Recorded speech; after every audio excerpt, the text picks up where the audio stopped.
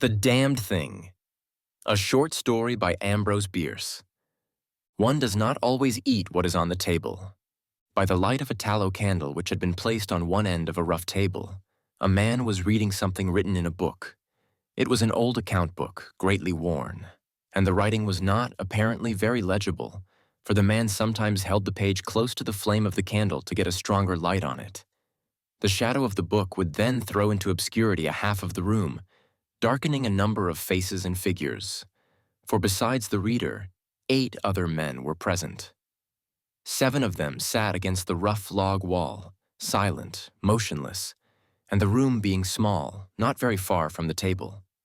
By extending an arm, any one of them could have touched the 8th man, who lay on the table, face upward, partly covered by a sheet, his arms at his sides. He was dead. The man with the book was not reading aloud, and no one spoke. All seemed to be waiting for something to occur. The dead man only was without expectation. From the blank darkness outside came in, through the aperture that served for a window, all the ever-unfamiliar noises of night in the wilderness. The long, nameless note of a distant coyote, the stilly pulsing thrill of tireless insects in trees, strange cries of night birds so different from those of the birds of day, the drone of great blundering beetles, and all that mysterious chorus of small sounds that seem always to have been but half heard when they have suddenly ceased, as if conscious of an indiscretion. But nothing of all this was noted in that company. Its members were not overmuch addicted to idle interest in matters of no practical importance. That was obvious in every line of their rugged faces, obvious even in the dim light of the single candle. They were evidently men of the vicinity, farmers and woodsmen. The person reading was a trifle different. One would have said of him that he was of the world, worldly, albeit there was that in his attire which attested a certain fellowship with the organisms of his environment. His coat would hardly have passed muster in San Francisco. His footgear was not of urban origin, and the hat that lay by him on the floor, he was the only one uncovered, was such that if one had considered it as an article of mere personal adornment, he would have missed its meaning. In countenance, the man was rather prepossessing, with just a hint of sternness, though that he may have assumed or cultivated, as appropriate to one in authority, for he was a coroner. It was by virtue of his office that he had possession of the book in which he was reading. It had been found among the dead man's effects, in his cabin, where the inquest was now taking place. When the coroner had finished reading, he put the book into his breast pocket. At that moment, the door was pushed open and a young man entered. He, clearly, was not of mountain birth and breeding. He was clad as those who dwell in cities. His clothing was dusty, however, as from travel. He had, in fact, been riding hard to attend the inquest. The coroner nodded. No one else greeted him. "We have waited for you," said the coroner. "It is necessary to have done with this business tonight." The young man smiled. "I am sorry to have kept you," he said. "I went away, not to evade your summons, but to post to my newspaper an account of what I suppose I am called back to relate." The coroner smiled. "The account that you posted to your newspaper," he said, "differs, probably, from that which you will give here under oath." "That," replied the other, rather hotly and with a visible flush, "is as you please. I used manifold paper and have a copy of what I sent. It was not written as news, for it is incredible, but as fiction.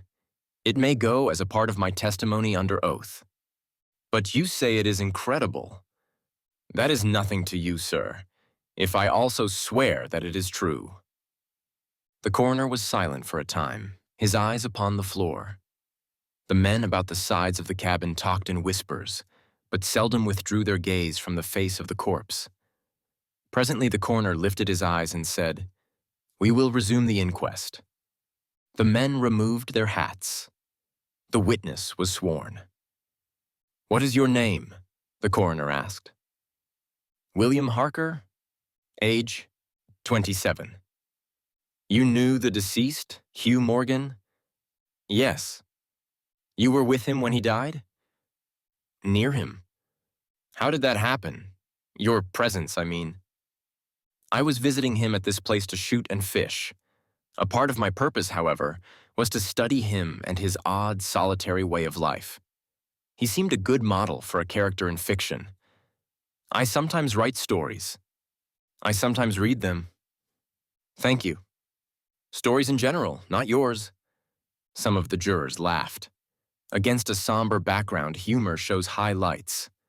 Soldiers in the intervals of battle laugh easily, and a jest in the death chamber conquers by surprise. Relate the circumstances of this man's death, said the coroner. You may use any notes or memoranda that you please. The witness understood.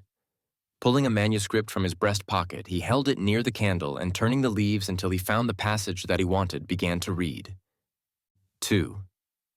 What may happen in a field of wild oats? The sun had hardly risen when we left the house. We were looking for quail, each with a shotgun, but we had only one dog. Morgan said that our best ground was beyond a certain ridge that he pointed out, and we crossed it by a trail through the chaparral. On the other side was comparatively level ground, thickly covered with wild oats. As we emerged from the chaparral, Morgan was but a few yards in advance. Suddenly, we heard, at a little distance to our right and partly in front, a noise as of some animal thrashing about in the bushes, which we could see were violently agitated. We've started a deer, I said. I wish we had brought a rifle. Morgan, who had stopped and was intently watching the agitated chaparral, said nothing, but had cocked both barrels of his gun and was holding it in readiness to aim. I thought him a trifle excited, which surprised me, for he had a reputation for exceptional coolness, even in moments of sudden and imminent peril. Oh, come, I said. You're not going to fill up a deer with quail shot, are you? Still, he did not reply, but catching a sight of his face as he turned it slightly toward me, I was struck by the intensity of his look. Then I understood that we had serious business in hand, and my first conjecture was that we had jumped a grizzly. I advanced to Morgan's side, cocking my piece as I moved. The bushes were now quiet and the sounds had ceased, but Morgan was as attentive to the place as before. What is it? What the devil is it? I asked. That damned thing, he replied, without turning his head. His voice was husky and unnatural. He trembled visibly. I was about to speak further when I observed the wild oats near the place of the disturbance moving in the most inexplicable way. I can hardly describe it. It seemed as if stirred by a streak of wind, which not only bent it, but pressed it down, crushed it so that it did not rise, and this movement was slowly prolonging itself directly toward us. Nothing that I had ever seen had affected me so strangely as this unfamiliar and unaccountable phenomenon. Yet I am unable to recall any sense of fear. I remember, and tell it here because, singularly enough, I recollected it then, that once in looking carelessly out of an open window, I momentarily mistook a small tree close at hand for one of a group of larger trees at a little distance away. It looked the same size as the others, but being more distinctly and sharply defined in mass and detail seemed out of harmony with them. It was a mere falsification of the law of aerial perspective, but it startled, almost terrified me. We so rely upon the orderly operation of familiar natural laws that any seeming suspension of them is noted as a menace to our safety, a warning of unthinkable calamity. So now the apparently causeless movement of the herbage and the slow, undeviating approach of the line of disturbance were distinctly disquieting. My companion appeared actually frightened, and I could hardly credit my senses when I saw him suddenly throw his gun to his shoulder and fire both barrels at the agitated grain. Before the smoke of the discharge had cleared away, I heard a loud, savage cry, a scream like that of a wild animal, and flinging his gun upon the ground, Morgan sprang away and ran swiftly from the spot. At the same instant, I was thrown violently to the ground by the impact of something unseen in the smoke, some soft, heavy substance that seemed thrown against me with great force. Before I could get upon my feet and recover my gun, which seemed to have been struck from my hands, I heard Morgan crying out as if in mortal agony, and mingling with his cries were such hoarse, savage sounds as one hears from fighting dogs. Inexpressibly terrified, I struggled to my feet and looked in the direction of Morgan's retreat. and may heaven in mercy spare me from another sight like that. At a distance of less than 30 yards was my friend, down upon one knee, his head thrown back at a frightful angle, hatless, his long hair in disorder and his whole body in violent movement from side to side, backward and forward. His right arm was lifted and seemed to lack the hand. At least, I could see none. The other arm was invisible. At times, as my memory now reports this extraordinary scene, I could discern but a part of his body. It was as if he had been partly blotted out. I cannot otherwise express it. Then a shifting of his position would bring it all into view again. All this must have occurred within a few seconds. Yet in that time, Morgan assumed all the postures of a determined wrestler vanquished by superior weight and strength. I saw nothing but him, and him not always distinctly. During the entire incident, his shouts and curses were heard, as if through an enveloping uproar of such sounds of rage and fury as I had never heard from the throat of man or brute. For a moment only I stood irresolute. Then throwing down my gun, I ran forward to my friend's assistance. I had a vague belief that he was suffering from a fit or some form of convulsion. Before I could reach his side, he was down and quiet. All sounds had ceased, but with a feeling of such terror as even these awful events had not inspired, I now saw again the mysterious movement of the wild oats, prolonging itself from the trampled area about the prostrate man toward the edge of a wood. It was only when it had reached the wood that I was able to withdraw my eyes and look at my companion. He was dead. 3. A man, though naked, may be in rags. The coroner rose from his seat and stood beside the dead man. Lifting an edge of the sheet, he pulled it away, exposing the entire body, altogether naked and showing in the candlelight a clay-like yellow. It had, however, broad maculations of bluish-black, obviously caused by extravasated blood from contusions. The chest and sides looked as if they had been beaten with a bludgeon. There were dreadful lacerations. The skin was torn in strips and shreds. The coroner moved round to the end of the table and undid a silk handkerchief which had been passed under the chin and knotted on the top of the head. When the handkerchief was drawn away, it exposed what had been the throat.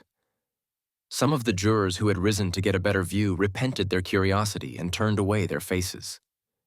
Witness Harker went to the open window and leaned out across the sill, faint and sick.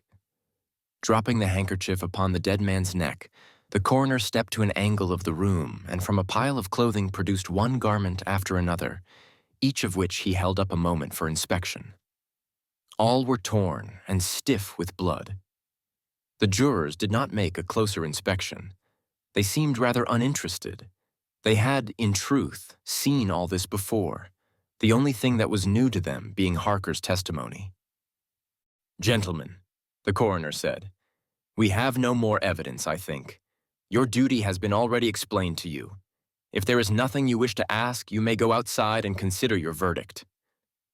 The foreman rose, a tall, bearded man of 60, coarsely clad. "I should like to ask one question, Mr. Coroner," he said. "What asylum did this your last witness escape from?" "Mr. Harker," said the coroner gravely and tranquilly, "from what asylum did you last escape?" Harker flushed crimson again but said nothing, and the 7 jurors rose and solemnly filed out of the cabin. "If you have done insulting me, sir," said Harker as soon as he and the officer were left alone with the dead man, "I suppose I am at liberty to go?" "Yes." Harker started to leave, but paused with his hand on the door latch. The habit of his profession was strong in him, stronger than his sense of personal dignity. He turned about and said, "The book that you have there, I recognize it as Morgan's diary. You seemed greatly interested in it. You read in it while I was testifying. May I see it? The public would like—" "The book will cut no figure in this matter," replied the official, slipping it into his coat pocket. "All the entries in it were made before the writer's death." As Harker passed out of the house, the jury re-entered and stood about the table, on which the now covered corpse showed under the sheet with sharp definition. The foreman seated himself near the candle, produced from his breast pocket a pencil and scrap of paper, and wrote rather laboriously the following verdict, which with various degrees of effort all signed. We, the jury, do find that the remains come to their death at the hands of a mountain lion, but some of us thinks, all the same, they had fits. 4. An explanation from the tomb. In the diary of the late Hugh Morgan are certain interesting entries having possibly a scientific value as suggestions. At the inquest upon his body, the book was not put in evidence. Possibly the coroner thought it not worthwhile to confuse the jury. The date of the first of the entries mentioned cannot be ascertained. The upper part of the leaf is torn away. The part of the entry remaining follows. Would run in a half circle, keeping his head turned always toward the center, and again he would stand still, barking furiously. At last he ran away into the brush as fast as he could go. I thought at first that he had gone mad, but on returning to the house found no other alteration in his manner than what was obviously due to fear of punishment. Can a dog see with his nose? Do odors impress some cerebral center with images of the thing that emitted them? Sept 2. Looking at the stars last night as they rose above the crest of the ridge east of the house, I observed them successively disappear, from left to right. Each was eclipsed but an instant, and only a few at the same time. But along the entire length of the ridge, all that were within a degree or two of the crest were blotted out. It was as if something had passed along between me and them, but I could not see it, and the stars were not thick enough to define its outline. Ugh, I don't like this. Several weeks' entries are missing, 3 leaves being torn from the book. Sept 27. It has been about here again. I find evidences of its presence every day. I watched again all last night in the same cover, gun in hand, double charged with buckshot. In the morning, the fresh footprints were there as before. Yet I would have sworn that I did not sleep. Indeed, I hardly sleep at all. It is terrible, insupportable. If these amazing experiences are real, I shall go mad. If they are fanciful, I am mad already. Oct. 3. I shall not go. It shall not drive me away. No, this is my house, my land. God hates a coward. Oct. 5. I can stand it no longer. I have invited Harker to pass a few weeks with me. He has a level head. I can judge from his manner if he thinks me mad. Oct. 7. I have the solution of the mystery. It came to me last night, suddenly, as by revelation. How simple, how terribly simple. There are sounds that we cannot hear. At either end of the scale are notes that stir no chord of that imperfect instrument, the human ear. They are too high or too grave. I have observed a flock of blackbirds occupying an entire treetop, the tops of several trees, and all in full song. Suddenly, in a moment, at absolutely the same instant, all spring into the air and fly away. How? They could not all see one another. Whole treetops intervened. At no point could a leader have been visible to all. There must have been a signal of warning or command, high and shrill above the din, but by me unheard. I have observed, too, the same simultaneous flight when all were silent. Among not only blackbirds, but other birds. Quail, for example, widely separated by bushes, even on opposite sides of a hill. It is known to seamen that a school of whales basking or sporting on the surface of the ocean, miles apart, with the convexity of the earth between, will sometimes dive at the same instant, all gone out of sight in a moment. The signal has been sounded, too grave for the ear of the sailor at the masthead and his comrades on the deck, who nevertheless feel its vibrations in the ship as the stones of a cathedral are stirred by the bass of the organ. As with sounds, so with colors. At each end of the solar spectrum, the chemist can detect the presence of what are known as actinic rays. They represent colors, integral colors in the composition of light, which we are unable to discern. The human eye is an imperfect instrument. Its range is but a few octaves of the real chromatic scale. I am not mad. There are colors that we cannot see. And God help me, the damn thing is of such a color.